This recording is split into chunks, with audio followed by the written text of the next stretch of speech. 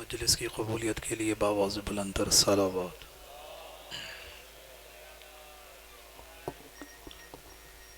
دعاؤں کی قبولیت کے لیے بار دیگر باواز بلند تر صلوات۔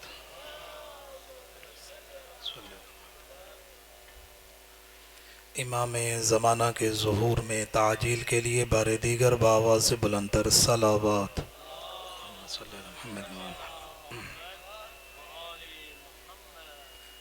حسبنا اللہ ونعم الوکیل،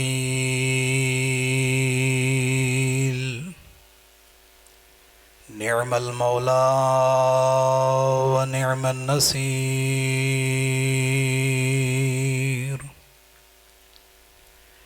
لا حول ولا قوة الا باللہ العلی العظیم۔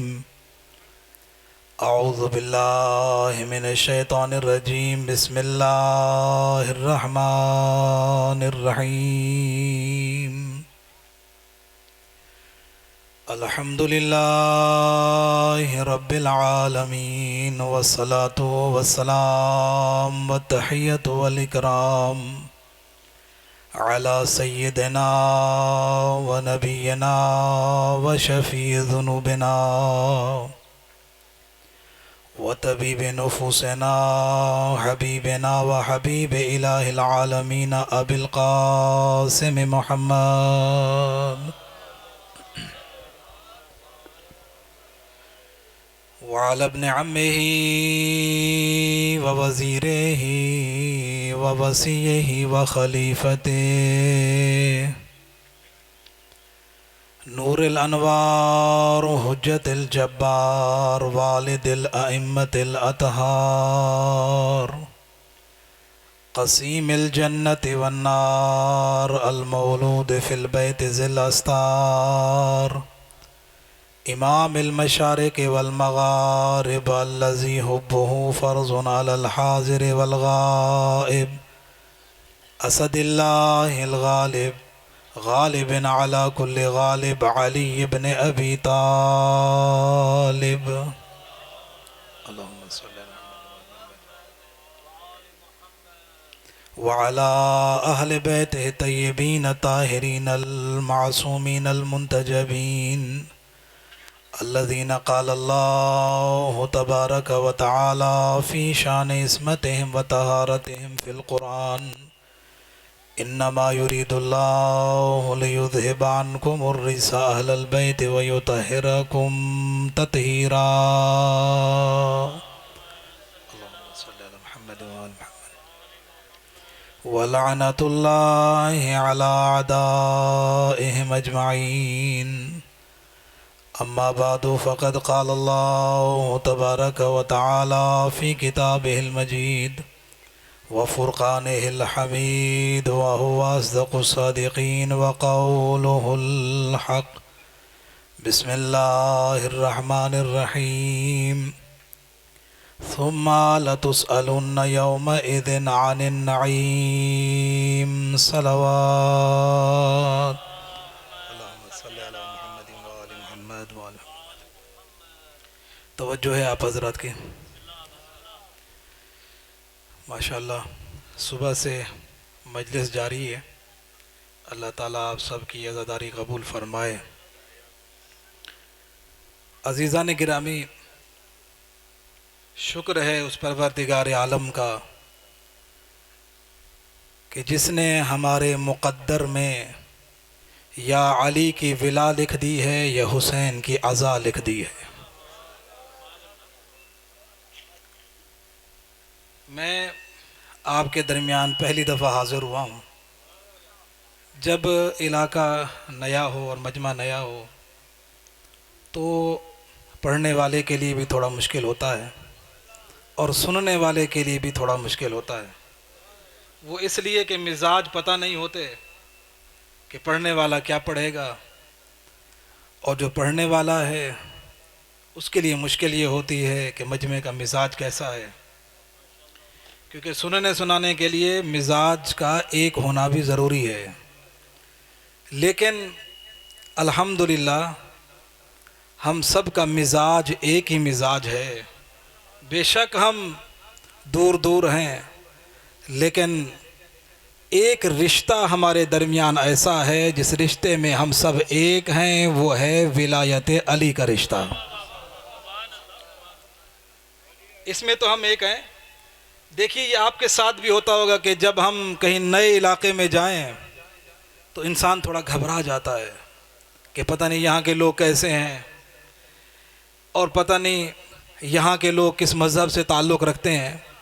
آپ کے ساتھ ایسا ہوتا ہوگا، لیکن جب آپ کسی نئے علاقے میں جاتے ہوں گے اور جانے کے بعد جب اس علاقے میں آپ کو علم حضرت عباس نظر آتا ہوگا تو دل مطمئن ہو جاتا ہوگا، دل کو سہارا ملتا ہوگا کہ اب گھبرانے کی ضرورت نہیں، اس لیے کہ اس شہر میں عباس سے محبت رکھنے والے ہیں۔ تو علم حضرت عباس کو دیکھ کر دل مطمئن ہوتا ہے۔ پھر آگے چلیے، پھر دیکھیں اچھا یہاں تو مجلس کے اشتہارات بھی ہیں، اس کا مطلب ہے یہاں حسین سے بھی محبت کرنے والے ہیں۔ تو یہ چیزیں ایسی ہیں کہ جنہیں دیکھ کر ہمارا دل مطمئن ہوتا ہے۔ اور پھر نام امیر المومنین علی ابن ابی طالب کا نام، مولا کا نام، تو پھر ایسا ہے کہ مومن کہیں علی کا نام سن لے تو مومن کا دل خوش ہوتا ہے، منافق کا دل جل جاتا ہے۔ جہاں بھی نام علی دیکھو تو دل تو خوش ہو جاتا ہے، ایسے ہے یا نہیں ہے؟ کوئی مولا علی کا نام لے تو کتنا دل خوش ہو جاتا ہے۔ اور اسی لیے تو شاعر نے بھی چند جملے کہے نا، کہا لکھا ہو کسی در پہ نام علی اگر، لکھا ہو کسی در پہ نام علی اگر، تو نفرت سے کہتے ہو شیعوں کا گھر ہے۔ کہیں نام علی لکھا ہوا ہو کسی گاڑی میں، کہیں جگہ، گھر پہ جائیے کسی جگہ بھی، اگر یا علی لکھا ہوا ہو تو پھر دیکھنے والا کیا کہتا ہے؟ اگر کوئی منافق ہے تو جل کے کہتے ہیں کسی شیعہ کا گھر ہوگا کہ علی کا نام اس نے لکھا ہوا ہے۔ تو شاعر بھی کہتا ہے لکھا ہو کسی در پہ نام علی اگر، تو نفرت سے کہتے ہو شیعوں کا گھر ہے۔ یہی نام تم کو جو جنت کے در پہ لکھا نظر آیا تو پھر کیا کرو گے؟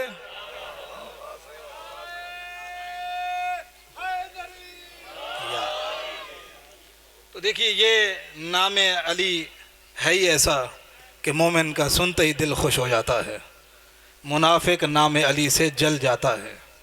تو پھر جس علاقے میں بھی آپ جاتے ہیں، کہیں علم حضرت عباس، کہیں یہ مجلس، یہ دیکھ کر انسان کے دل کو سہارا ملتا ہے۔ بے شک علاقے والوں سے واقفیت نہ ہو، لیکن یہ دو چیزیں ایسی ہیں، اور پھر میں جملہ عرض کرتا چلوں آپ کی خدمت میں، دو چیزیں آپ کے پاس امانت ہیں۔ جب تک یہ دو چیزیں آپ کے پاس ہیں، دنیا کی کوئی طاقت آپ کو مٹا نہیں سکتی ہے۔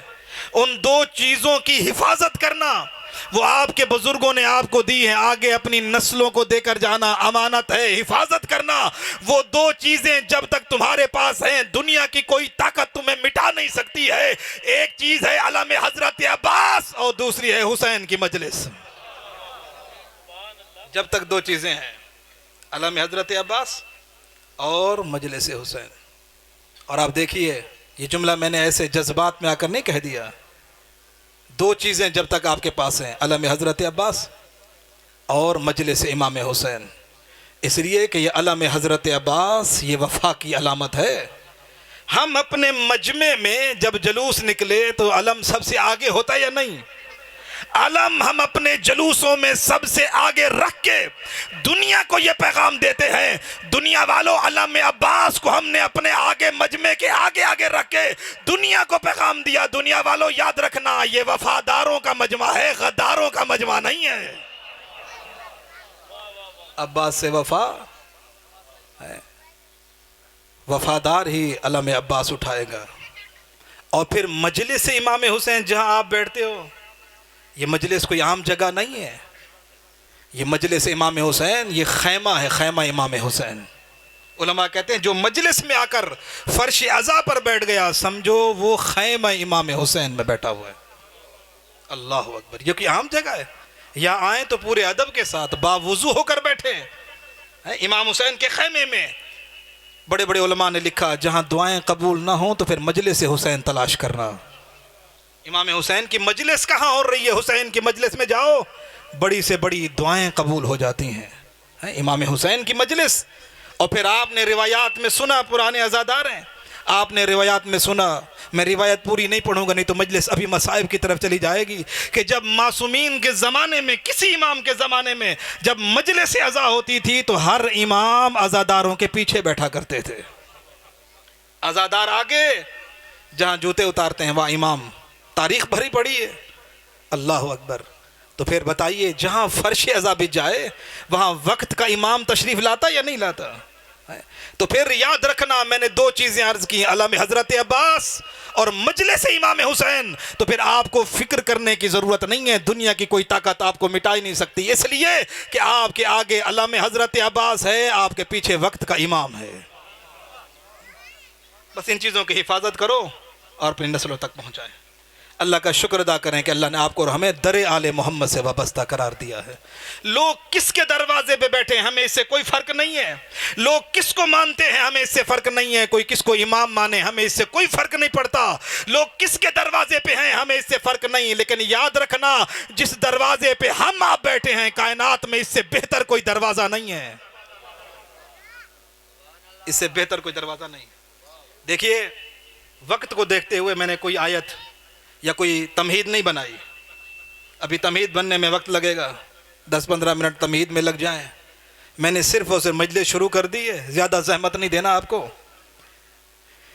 کہ یاد رکھیے جس دروازے پہ ہم بیٹھے ہیں کائنات میں اس سے بہتر دروازہ کوئی نہیں ہے، اس سے بہتر کوئی دروازہ ہی نہیں ہے. اللہ اکبر. یہ وہ دروازہ ہے، یہ شرافتوں کا در ہے، یہ سخاوتوں کا در ہے، یہ علم کا در ہے، یہ شجاعت کا در ہے، یہ صبر کا در ہے.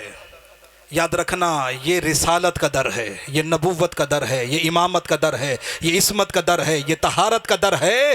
ہر فضیلت آپ کو اسی دروازے پر ملے گی. جو اس دروازے پر آ جائے پھر وہ در بدر نہیں ہوتا ہے.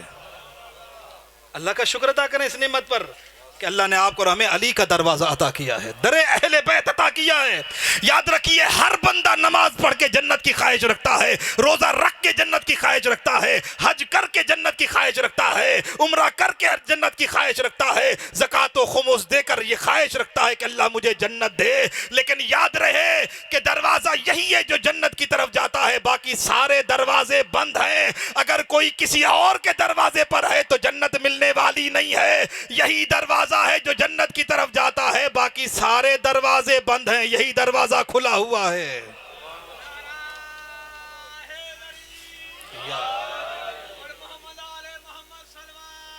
اللہم صلی علی محمد.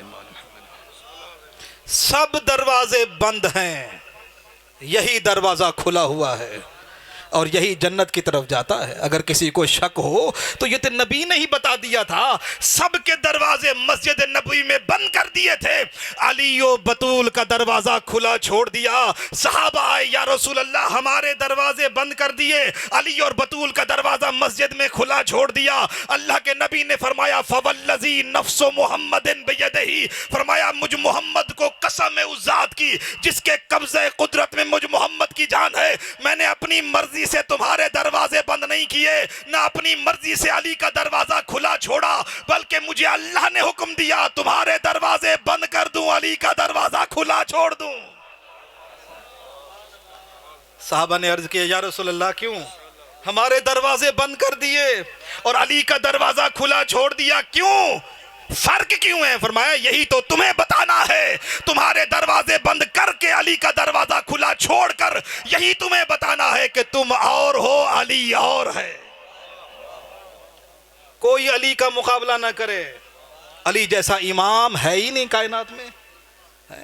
اس نعمت میں خدا کا شکر ادا کیجئے. یہ دروازہ کھلا ہوا ہے، باقی سارے دروازے بند ہیں. ایک ہی دروازہ ہے جو جنت کی طرف جاتا ہے. نبی نے سارے دروازے بند کر دیے. صحابہ نے پوچھا یا رسول اللہ وجہ بتائیے، ہمارے دروازے مسجد کی طرف کھلتے تھے، آپ نے بند کر دیے، اب ہم مسجد میں ادھر سے نہیں آ سکتے، دروازے دوسری طرف سے بنانے پڑیں گے. لیکن علی و بطول کا دروازہ کھلا چھوڑ دیا. کہا یہی بتانا تھا، تم میں اور علی میں فرق ہے. یا رسول اللہ کون سا فرق ہے؟ کہا فرق یہ ہے کہ تم پر ایسی حالتیں آ جاتی ہیں جب تک غسل نہ کر لو، جب تک اپنے آپ کو پاک نہ کر لو تم مسجد میں آ نہیں سکتے. اللہ نے علی و بطول کو ان حالتوں سے پاک و پاکیزہ بنا کر بھیجا ہے. یہ پاکوں کا دروازہ ہے. جس دروازے پہ ہم آپ بیٹھے ہیں یہ کائنات میں سب سے افضل دروازہ ہے، سب سے افضل دروازہ ہے۔ یاد ہے جب مسجد نبوی بن رہی تھی، توجہ رکھیے گا، جب مسجد نبوی بن رہی تھی تو اس وقت اللہ کے رسول نے صحابہ سے کہا آؤ آؤ مسجد میں خود کام کرتے ہیں، خود مزدور بن جاؤ۔ سارے صحابہ مزدور بنے، نبی بھی مزدور بنے۔ اب مسجد نبوی تیار ہو رہی ہے، جہاں سب مسلمان جاتے ہیں، مدینہ مسجد نبوی ہے نا، اللہ تعالیٰ آپ ہم سب کو زیارت نصیب فرمائے۔ مسجد نبوی جب بن رہی تھی تو اللہ کے رسول نے صحابہ کو حکم دیا جاؤ اینٹیں لے کر آؤ۔ ہر صحابی، تاریخ پڑھیے، ہر صحابی ایک ایک اینٹ لے کر آیا، ہر صحابی۔ لیکن حضرت عمار یاسر صحابی رسول یہ 2 اینٹیں اٹھا کر لائے۔ ہر صحابی نے ایک اینٹ اٹھائی، آ کر نبی کے سامنے رکھ دی۔ حضرت عمار یاسر نے 2 اینٹیں اٹھائی، آ کے جب نبی کے سامنے حضرت عمار یاسر نے رکھی نا 2 اینٹیں، تو حضرت عمار یاسر کے سر پر بھی اور کپڑوں پر بھی مٹی تھی، گرد تھی۔ اللہ کے رسول نے حضرت عمار یاسر کے سر سے مٹی ہٹائی، کندھوں پہ گرد تھی، کپڑوں سے مٹی ہٹا دی، اور مٹی ہٹانے کے بعد ایک جملہ ارشاد فرمایا، عمار یاسر 2 باتیں میری یاد رکھنا۔ اللہ کے یہ رسول کس کو کہہ رہے ہیں؟ عمار یاسر صحابی رسول۔ اور آپ ہم بھی یہ 2 باتوں کو یاد رکھیں۔ اللہ کے نبی نے اس وقت مدینے میں جب مسجد نبوی تیار ہو رہی تھی، حضرت عمار یاسر کو کہا تھا عمار یاسر 2 باتیں مجھے نبی کی ہمیشہ یاد رکھنا۔ یا رسول اللہ حکم فرمائیں۔ کہا پہلی بات یہ ہے کہ دیکھنا اگر دنیا میں 2 راستے ہو، ایک راستے پر ساری دنیا جا رہی ہو، دوسرے راستے پر تنہا اکیلا علی جا رہا ہو، دھوکہ نہ کھانا، دنیا کے پیچھے نہ جانا، ادھر جانا جدھر علی جا رہا ہو۔ علی کے پیچھے جانا، دنیا کے پیچھے نہ جانا، ادھر نہیں، یہ نہ دیکھنا کہ ادھر لوگ زیادہ جا رہے ہیں، علی اکیلا جا رہا ہے۔ کیا فرمایا کہ دنیا کے پیچھے نہ جانا، دھوکہ نہ کھانا، یہ نہ دیکھا ادھر زیادہ ہے، نہیں، علی کے پیچھے جانا، پہلی بات۔ کہا دوسری بات یاد رکھنا، اگر تو علی کے پیچھے جائے گا نا تو علی نہ تجھے کبھی ہلاک ہونے دے گا، نہ علی تمہیں کبھی گمراہ ہونے دے گا۔ تو اللہ کا تو شکر ادا کریں، اللہ نے آپ کو ہمیں دروازہ ہی ایسا عطا کیا ہے، علی کا دروازہ اللہ نے آپ کو ہمیں عطا کیا۔ اب توجہ کیجئے گا کہ یہ دروازہ کتنا عظیم ہے۔ میں ساری باتیں چھوڑ کے یہاں عرض کرتا چلوں، یہ دروازہ کتنا عظیم ہے۔ سورہ نور اٹھائیے گا، قرآن انشاءاللہ ہر بندے گھر ہوگا، نہیں ہے تو موبائل تو ہے نا۔ سورہ نور آیت نمبر 36، سورہ نور آیت نمبر 36۔ اس میں جب آپ سورہ نور پڑھیے 36 آیت نمبر، اس میں ارشاد ہے فی بیوت اذن اللہ ان ترفع ویذکر فیہا اسمہ، کچھ گھر ایسے ہیں جن کے احترام کا اللہ نے حکم دیا ہے۔ کچھ گھر ایسے ہیں، اللہ قرآن میں کہتا ہے کچھ گھر ایسے ہیں کہ جن کی عزت کرنا تمہارے اوپر واجب ہے، جن کا احترام کرنا تمہارے اوپر واجب ہے، کچھ گھر ایسے ہیں۔ اب دیکھیے میں اپنی کتاب سے نہیں پڑھوں گا، ہمارے برادران اہل سنت کی کتابوں میں سے تفسیر قرآن میں سب سے بڑی تفسیر، عظیم تفسیروں میں سے ایک ہے در منصور، امام جلال الدین سیوطی کی تفسیر در منصور۔ ہمارے پاس تو روایتیں ہیں، لیکن آئیے اہل سنت کی بڑی تفسیر در منصور، اس میں امام جلال الدین سیوطی، بہت بڑا عالم اہل سنت کا، جن کی کتابیں مدرسوں میں پڑھائی جاتی ہیں، وہ اپنی در منصور میں اس آیت کی تفسیر میں لکھتے ہیں۔ صرف وہ نہیں، امام آلوسی بہت بڑا عالم اہل سنت ہے، اس نے تفسیر روح المعانی میں لکھا کہ جب یہ آیت نازل ہوئی نا فی بیوت اذن اللہ، کچھ گھر ایسے ہیں جن کے احترام کا اللہ نے حکم دیا کہ ان کی تعظیم کرنا واجب ہے، ان گھروں کی عزت کرنا واجب ہے۔ جب اللہ کے رسول یہ آیت کی تفسیر بیان کر رہے تھے تو اس وقت ایک شخص کھڑا ہوا، یا رسول اللہ یہ کس کے گھر ہیں جن کی تعظیم کرنا ہم پر واجب ہے؟ اللہ کے رسول نے فرمایا، روایت کہاں سے پڑھ رہا ہوں؟ اہل سنت تفسیر سے، تفسیر نام یاد رکھنا در منصور، امام آلوسی کی تفسیر ہے روح المعانی، بڑی تفسیر ہے، امام سالبی کی بھی تفسیر ہے، 3 تفسیروں سے یہ پڑھ رہا ہوں کہ اس روایت کو جب نبی بیان کر رہے تھے کہ سورہ نور کی آیت نمبر 36، یہ اس لیے بار بار کر رہا ہوں تاکہ ہمارے بچے اور نوجوانوں کے ذہنوں میں یہ بات بیٹھ جائے کہ جہاں ہم بیٹھے ہیں کائنات میں اس سے بہتر کوئی دروازہ نہیں ہے۔ اللہ کہہ رہا ہے کہ کچھ گھر ایسے ہیں جن کی تعظیم تم پر واجب ہے، جن کا احترام کرنا تم پر واجب ہے، کہ جب یہ تفسیر بیان ہو رہی تھی اس وقت ایک شخص کھڑا ہوا، یا رسول اللہ یہ کس کے گھر ہیں جن کے حکم عزت کا حکم اللہ قرآن میں دے رہا ہے؟ اللہ کے نبی نے فرمایا کہ یہ گھر نبیوں کے گھر ہیں، نبیوں کے، یہ انبیاء کے گھر ہیں کہ جن کی عزت کا حکم اللہ قرآن میں دے رہا ہے۔ اب امام جلال الدین سیوطی آگے لکھتے ہیں، روایت آگے لکھتے ہیں، امام آلوسی روح المعانی میں لکھتا ہے، امام سالبی لکھتا ہے، کہتے ہیں جب نبی نے یہ بیان کیا اب صحابہ میں دیکھیں بات مل گئی، کس کے گھر ہیں؟ انبیاء کے گھر ہیں، لیکن ایک صحابی اس وقت کھڑے ہوئے، امام اہل سنت امام جلال الدین سیوطی، امام آلوسی نے لکھا کھڑا ہونے والا کون تھا؟ حضرت ابو بکر تھے۔ کھڑے ہو کر سوال کرتے ہیں، اشارہ کرتے ہیں مولا علی کے گھر کی طرف اور کہتے ہیں یا رسول اللہ کیا یہ گھر بھی ان گھروں میں سے ہے؟ دیکھیں بات ہو رہی تھی انبیاء کے گھروں کی، اس کا مطلب ہے مسلمانوں کو سمجھ آئے نہ آئے، حضرت ابو بکر کو سمجھ آ گئی کہ یہ گھر علی کا گھر کوئی عام گھر نہیں ہے۔ دیکھیں نا جب نبی نے کہہ دیا کہ نبیوں کے گھر ہیں، تو جب نبیوں کے گھر ہیں تو سوال بنتا ہی نہیں تھا علی نبی تو نہیں ہے؟ علی نبی ہے؟ نہیں ہے۔ نبی تو 1,24,000 آخری نبی خاتم الانبیاء ہے، نبوت ختم ہو جاتی ہے۔ سوال یہ ہے کہ سوال حضرت ابو بکر نے کیا کیوں؟ کسی کو سمجھ آئے نہ آئے حضرت ابو بکر نے بتا دیا، سوال کیا یا رسول اللہ، اشارہ امام جلال الدین سیوطی لکھتے ہیں حضرت ابو بکر درمیان میں کھڑے ہوئے، کھڑے ہو کر مولا علی کے گھر کی طرف اشارہ کر کے کہتے ہیں یا رسول اللہ کیا یہ گھر بھی ان گھروں میں سے ہے؟ سنو امام جلال الدین سیوطی لکھتے ہیں نبی نے فرمایا نام من افاضلہا، ابو بکر یاد رکھنا یہ گھر نبیوں کے گھروں میں سے افضل گھر ہے۔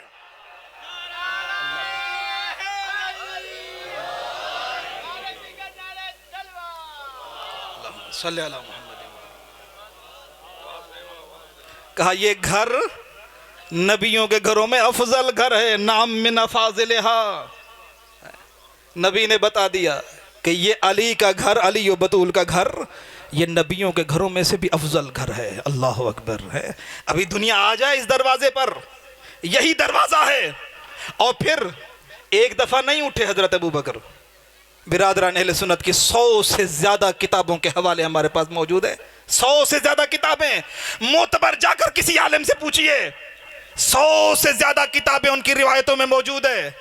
یہ تو تھی سورہ نور کی آیت نمبر 36، اور جب یہ نماز میں آپ پڑھتے ہو اہدنا الصراط المستقیم، پڑھتے ہیں یا نہیں پڑھتے؟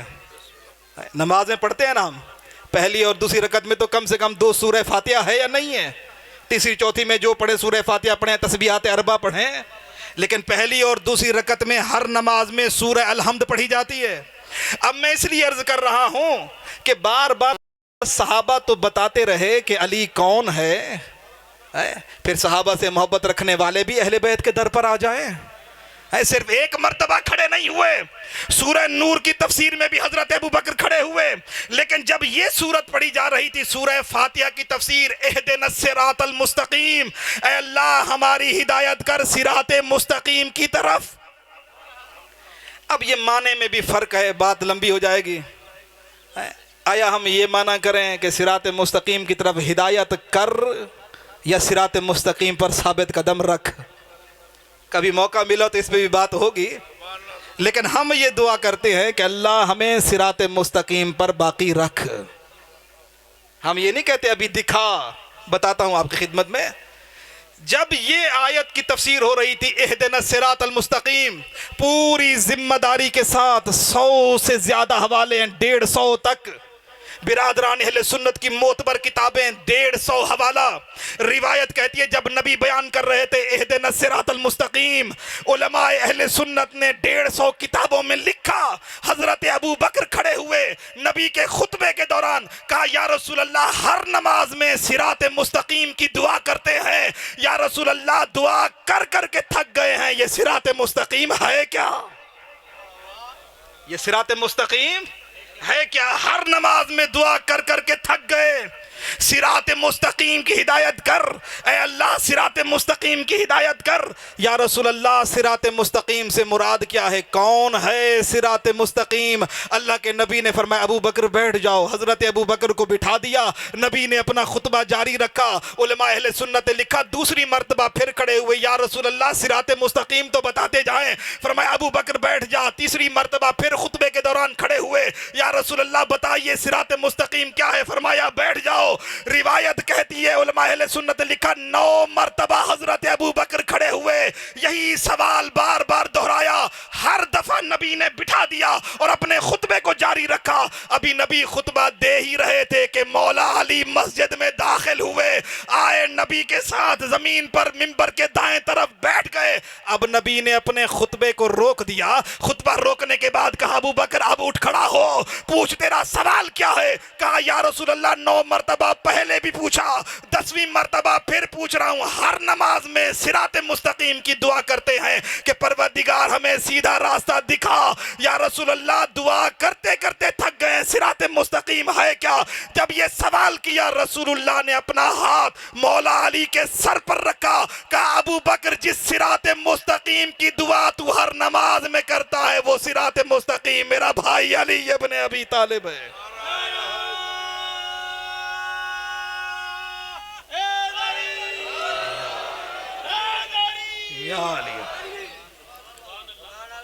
ابو بکر وہ صراط مستقیم میرا بھائی علی ابن ابی طالب ہے۔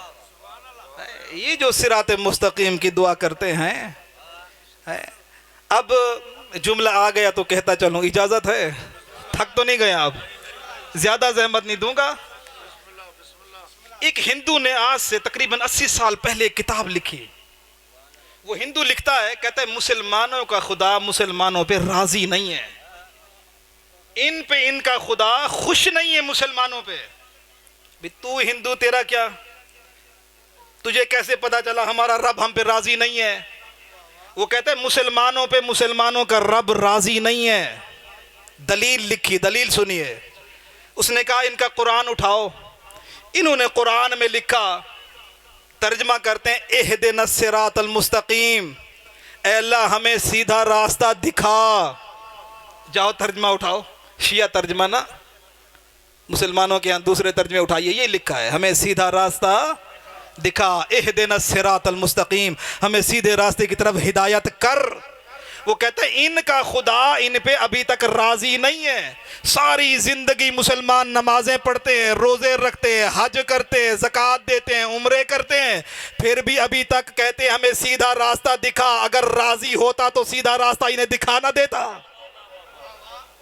یہ انہوں نے اعتراض کیا، اس ہندو نے، انہوں نے کہا کہ یہ ابھی تک ان کا رب ان پہ راضی نہیں ہے، راضی ہوتا تو ان کو سیدھا راستہ دکھانے دیتا۔ 80 سال نمازیں پڑھتے ہیں، 60 سال نمازیں پڑھتے ہیں، روزے رکھتے ہیں، حج بھی کرتے ہیں، عمرے بھی کرتے ہیں، پھر بھی کہتے ہیں سیدھا راستہ دکھا۔ پتہ نہیں ابھی کس راستے پر تھے کہ ابھی تک بھی ان کو سیدھا راستہ، مرتے دم تک آخری نماز پڑھی، روح قبض ہوئی، آخری دعا کیا تھی؟ اہدنا الصراط المستقیم، سیدھا راستہ دکھا۔ وہ کہتا ہے اگر ان پہ راضی ہوتا ان کا رب تو ان کو سیدھا راستہ دکھانا دیتا۔ آخری نماز تک تو یہی دعا کر رہا ہے، پھر روح قبض ہو گئی، پھر بھی کہتا ہے سیدھا راستہ دکھا۔ اس کا اعتراض تو ویسے ہے نا، اگر ہم یہ ترجمہ کریں تو اعتراض تو بنتا ہے، اس کا اعتراض صحیح ہے، لیکن یاد رکھیے گا ہمارا ترجمہ، ہم شیعان علی ابن ابی طالب، ہم ترجمہ یہ نہیں کرتے کہ اللہ ہمیں سیدھے راستے کی طرف ہدایت کر، ہم کہتے ہیں اللہ ہمیں صراط مستقیم پر ثابت قدم رکھ۔ کیوں؟ اس لیے کہ اس حدیث کے مطابق 150 سے زیادہ کتابیں، اس میں سب نے لکھا کہ نبی نے بتا دیا کہ صراط مستقیم علی ابن ابی طالب ہے۔ تو پھر جس کے پاس علی کی محبت اور علی کی ولایت جس میں دل میں ہے، وہ پھر وہ دعا نہیں کرے گا کہ ہمیں سیدھا راستہ دکھا، ہمیں سیدھا راستہ دکھا۔ اب اگر فرق محسوس نہ ہو، اگر آپ کو معلوم نہ ہو کس کے پاس صراط مستقیم ہے کس کے پاس نہیں ہے، یاد رکھنا صراط مستقیم نعمت ہے۔ جس کے پاس ہے نا کہ انعمت علیہم، وہ راستہ جن پر تو نے چلنے، جن پر لوگوں پر تو نے انعام نازل کیا، ان کے راستے پر چلا، تو یہ تو نعمتوں کا راستہ ہے۔ یاد رکھنا زان گرامی، دعا وہاں کی جاتی ہے جہاں کسی کے پاس کوئی نعمت نہ ہو۔ بیٹا وہ مانگے گا جس کے پاس بیٹا نہ ہو، مال وہ مانگے گا جس کے پاس مال نہ ہو۔ اور دعا کرنے کے بعد پھر کیا کہا جاتا ہے؟ آمین۔ یہی کہا جاتا ہے نا، دعا کرنے کے بعد پہلے دعا مانگے، اس کے بعد کیا کہا جاتا ہے؟ آمین، تاکہ دعا قبول ہو جائے۔ لیکن اگر کسی کے پاس نعمت ہو، اگر اولاد ہے تو کیا کہے گا؟ الحمدللہ رب العالمین، خدا کا شکر ادا کرے گا؟ نہیں۔ جس کے پاس نعمت نہیں وہ نعمت کے لیے دعا کرے گا، مانگے گا، پھر کہے گا آمین۔ لیکن جس کے پاس نعمت ہے وہ آمین نہیں کرے گا، وہ کہے گا الحمدللہ رب العالمین۔ اب دنیا والوں کو بتاؤ، اگر دیکھنا ہے کس کس کے پاس یہ نعمت ہے یا نہیں ہے، پریشان ہونے کی ضرورت نہیں، نمازوں میں شرکت کر کے دیکھ لو۔ اگر نمازوں میں شریک ہو جاؤ، دیکھو جو آمین کہیں سمجھو ابھی تک ان کے پاس صراط مستقیم نہیں ہے، لیکن جو سورہ الحمد پڑھنے کے بعد الحمدللہ رب العالمین کہیں، سنو ان کے پاس صراط مستقیم ہے۔ تبھی تو کہہ رہے ہیں اہدنا الصراط المستقیم۔ تو بس ہم اس لیے کہتے ہیں نماز کے بعد ہم یہ منع نہیں کرتے کہ ہمیں سیدھا راستہ دکھا۔ جس کے دل میں علی کی محبت ہے وہ صراط مستقیم پر ہے، وہ صراط مستقیم پر ہے، بس اسی پر باقی رہنا، یہی راستہ ہے ولایت کا راستہ، اسی پر ثابت قدم رہنا، کبھی اس راستے کو چھوڑنا نہیں ہے۔ اس لیے بڑے سے بڑے علماء، اپنی بات کو تمام کروں، یہ نعمت پروردگار ہے ولایت امیر المومنین۔ جب سورہ تکاثر کی آیت میں نے آپ کے سامنے پڑھی نا، سورہ تکاثر آخری پارے میں جائیے، ارشاد ہوا ثم لتسألن یومئذ عن النعیم، قیامت والے دن اللہ ہر شخص سے نعمت کے بارے سوال کرے گا۔ اللہ کہہ رہا ہے کہ میں ہر شخص سے ضرور بالضرور نعمت کے بارے سوال کروں گا۔ کسی نے امام سے پوچھا، حضرت امام جعفر صادق علیہ السلام سے، اللہم صلی اللہ علیہ وسلم، بس یہ روایت آپ کی زحمت تمام کروں، کسی نے پوچھا مولا یہ جو اللہ کہہ رہا ہے کہ ثم لتسألن یومئذ عن النعیم، کہ تم میں سے ہر شخص سے اللہ سوال کرے گا قیامت والے دن، نعمت کے بارے میں سوال کرے گا، مولا اس نعمت سے کیا مراد ہے؟ امام نے فرمایا لوگ کیا کہتے ہیں؟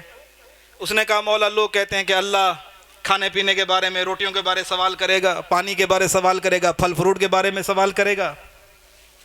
امام نے اسے پوچھا، بندے سے کہا یہ بتا، اگر کوئی تیرے گھر مہمان بن کے آئے اور تو کرے اس کی خدمت کرنے کے بعد پھر وہ چلا جائے، پھر تو کہیں اسے ملنے کے بعد تو اسے روک لے اور پوچھے تو میرے گھر آیا تھا، کیا کیا کھایا تھا بتا، کتنی روٹیاں کھائی تھی تو نے، کتنی بوٹیاں کھائی تھیں، کتنے پھل کھائے تھے تو نے، کتنی چائے پی تھی، کتنا پانی پیا؟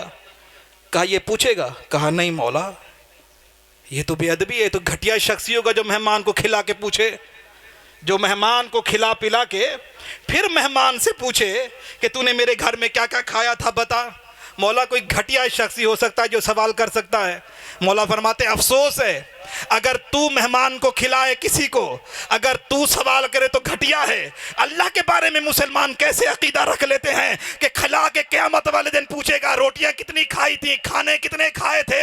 تو راوی پوچھتا ہے مولا پھر کون سی نعمت ہے جس کے بارے میں اللہ قیامت والے دن سوال کرے گا؟ فرمایا یاد رکھنا، جس نعمت کے بارے میں اللہ تم ہر شخص سے سوال کرے گا قیامت والے دن، وہ نعمت میرے جد علی ابن ابی طالب کی ولایت ہے، ولایت علی ہے، جس کے بارے میں ہر شخص سے قیامت والے دن سوال ہوگا۔ تو اللہ کا شکر ادا کریں، اللہ نے وہ نعمت آپ کے اور ہمارے دلوں میں رکھ دی ہے۔ میں صرف اتنا نہیں کہوں گا، یہ اس لیے عرض کیا کہ الحمدللہ جس دروازے پہ ہم ہیں، کائنات میں اتنا بہترین دروازہ کسی کے پاس نہیں، یہ اہل بیت کا دروازہ ہے۔ کائنات میں سب سے افضل دروازہ یہی ہے جس دروازے پہ ہم آپ بیٹھے ہیں، یہی علم کا دروازہ ہے، یہی شرافتوں کا دروازہ ہے، یہی سخاوت کا دروازہ ہے، ہر فضیلت آپ کو اسی دروازے پر مل جائے گی، اس لیے کہ یہ پاکوں کا دروازہ ہے، جو ان کے دامن سے متمسک ہو جائے پھر وہ بھی پاک ہو جاتا ہے۔ اللہ اکبر، یہ اتنا عظیم دروازہ، لیکن امت نے سلوک کیا کیا؟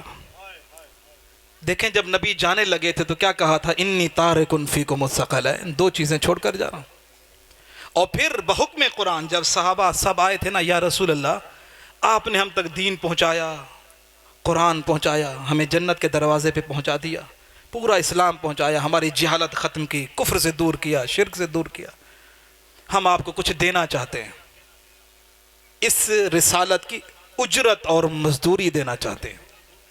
جب مزدوری کی بات ہوئی نا تو اللہ کے نبی خاموش ہوئے، فرمایا تم مجھے کیا مزدوری دو گے، میں اس کا رسول ہوں، رسالت اس کی پہنچائی ہے، مزدوری بھی وہی دے گا، اجرت بھی وہی دے گا، جس کا رسول ہوں اجرت بھی وہی دے گا۔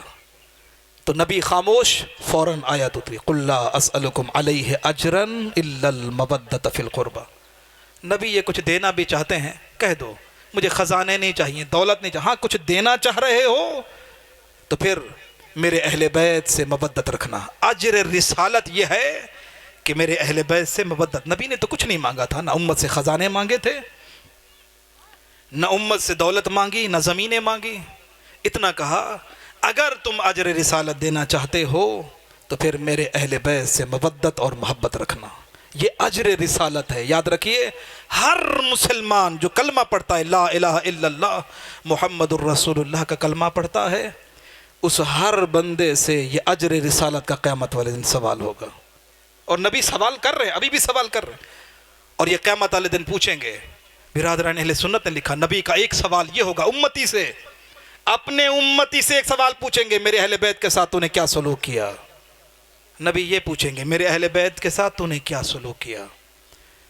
دیکھیے دنیا کا دستور ہے، کسی گھر سے جنازہ اٹھ جاتا ہے نا تو لوگ تعزیت کرنے آتے ہیں، تسلی دینے آتے ہیں، رشتہ دار، دوست، احباب، ہر کوئی دور دور سے لوگ آتے ہیں تسلی دینے کے۔ یہ دنیا کا دستور ہے۔ بزرگ حضرات بیٹھے ہیں اور کتابیں پڑھنے والے، کیا کبھی آپ نے دیکھا ہے کسی گھر سے جنازہ اٹھ جائے پھر اس کو آگ لگا دی جائے؟ دنیا میں یہ دستور نہیں ہے، کسی گھر سے جنازہ اٹھے پھر اس گھر کو آگ لگا دی جائے۔ لیکن اللہ اکبر، کربلا میں ہم نے دیکھا ایک جنازہ نہیں تھا، 72 جنازے تھے، نواسہ رسول کا لاشا پڑا ہوا ہے۔ حق یہ بنتا تھا امت آتی، تعزیت کرتی، امام سجاد کو تسلی دیتے، بی بی زینب کو تسلی دیتے، لیکن تاریخ بتاتی ہے کوئی تسلی دینے نہیں آیا، کوئی تعزیت کرنے نہیں آیا۔ ادھر آواز بلند ہوئی کربلا میں، الا وقد قتل الحسین بکربلا، دنیا والوں حسین مارا گیا، نواسہ رسول قتل ہو گئے۔ بس ادھر یہ آواز بلند ہونا تھی، ادھر مسلمان ہاتھوں میں آگ اور لکڑیاں لے کر ان خیموں کی طرف دوڑے جن خیموں میں نبی زادیاں تھی۔ روایت کہتی ہے یہ ظالم جو ہی خیموں میں داخل ہوئے ان کے ہاتھوں میں نیزے تھے، انہوں نے نیزوں سے نبی زادیوں کی چادریں اتاری۔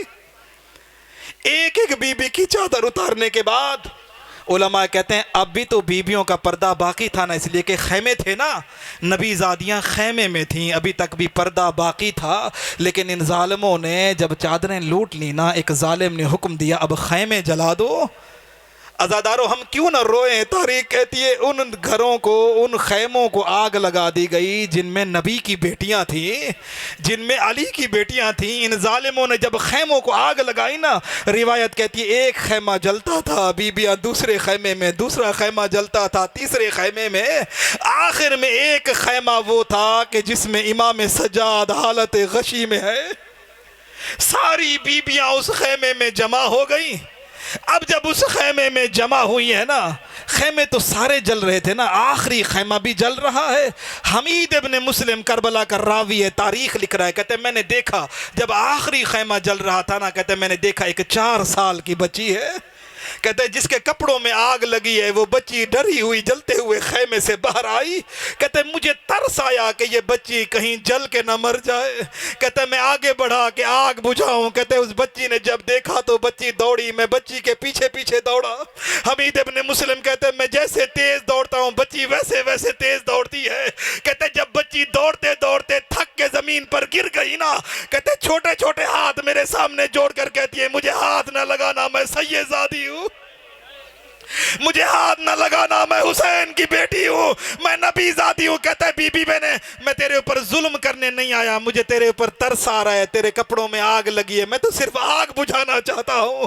کہتے جب میں نے آگ بجھا دی، اس بی بی نے 4 سال کی بی بی حسرت بھری نگاہوں سے میرے چہرے کی طرف دیکھ کر کہتی ہے یہ سارے ظالم ہے کہ تو رحم دل محسوس ہوتا ہے، تو نے میرے اوپر احسان کیا ہے، ایک احسان اور بھی کر دے۔ میں نے کہا بی بی حکم کرو، کیا حکم ہے؟ کہا اتنا کر، مجھے نجف کا راستہ بتا دے۔ کہتے میں نے کہا بی بی تو اس صحرا میں نجف جا کر کیا کرے گی؟ کہا تجھے نہیں معلوم نجف میں میرا دادا علی رہتا ہے، ارے وہ کائنات کا مشکل کشا ہے، ارے میں اپنے دادا کی قبر سے نجف جا کر لپٹ جاؤں گی، رو کر کہوں گی دادا میرا بابا مارا گیا، میرا اصغر مارا گیا۔ اللہ اکبر۔ حمید ابن مسلم کہتے ہیں میں نے دیکھا جب آخری خیمہ جل رہا تھا نا، آخری خیمہ، کہتے میں نے دیکھا ایک بی بی ہے جو جلتے ہوئے خیمے میں جانا چاہتی ہے۔ کہتے 7 مرتبہ اس بی بی نے کوشش کی جلتے ہوئے خیمے میں جانے کے لیے، لیکن آگ مجبور کرتی ہے، جلدی سے پیچھے ہٹتی ہے۔ کہتے 7ویں مرتبہ یا علی کہہ کے وہ بی بی خیمے میں جلتے ہوئے خیمے میں داخل ہوئی۔ سنو گے کیا کہتے؟ کہتے میں باہر کھڑے ہو کر سوچ رہا تھا شاید اس بی بی کی کوئی قیمتی چیز اندر رہ گئی ہوگی، ارے جلتے ہوئے خیمے میں بی بی چلی گئی۔ کہتے میں سوچ ہی رہا تھا، تھوڑی دیر کے بعد کیا دیکھا، اس بی بی کی کمر جھکی ہوئی ہے، بیمار بھتیجے کو پشت پہ اٹھائے ہوئے ہے۔ کہتے ایک مرتبہ مقتل کر رک کر کے کہتی ہے بھیا حسین تو اکبر اٹھا کے لایا تھا، میں تیرا سجاد بچا کے لائی ہوں۔ اجرکم اللہ، اللہ آپ کی عزاداری قبول فرمائے۔ بس آخری جملہ مجلس کی قبولیت کا، اللہ تمہارے گھروں کو آباد و شاد رکھے۔ آؤ سب سلام کرے علی کی بیٹی کی جرت کو۔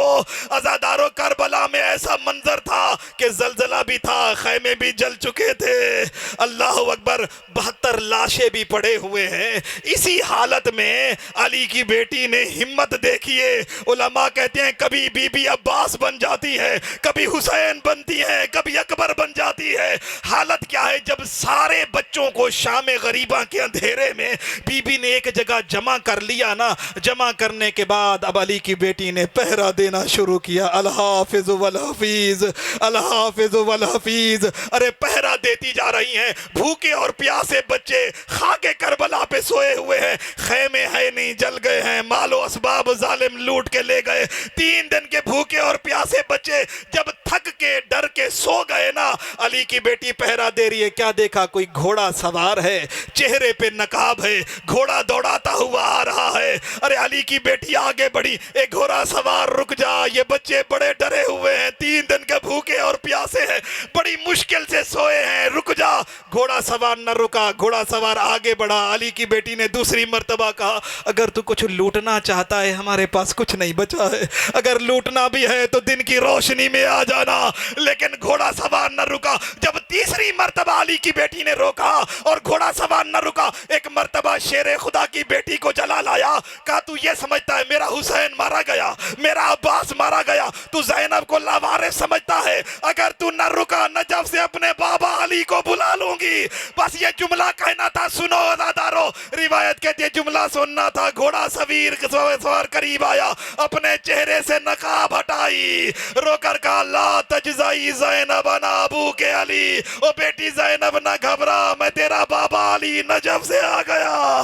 روایت کہتی یہ سننا تھا، اتنا انتظار نہیں کیا، بابا زمین پر آئے، جلدی سے بابا کے قدموں سے لپٹ گئیں۔ اے بابا اس وقت آئے جب حسین مارا گیا، اے بابا اس وقت آئے جب عباس مارا گیا، اے بابا دیکھ تیری بیٹیوں کے سروں سے چادریں اتر گئی، اے بابا دیکھ تیری بیٹیوں کے خیمے جل گئے، اے بابا زینب بلاتی رہی تو نہ آیا۔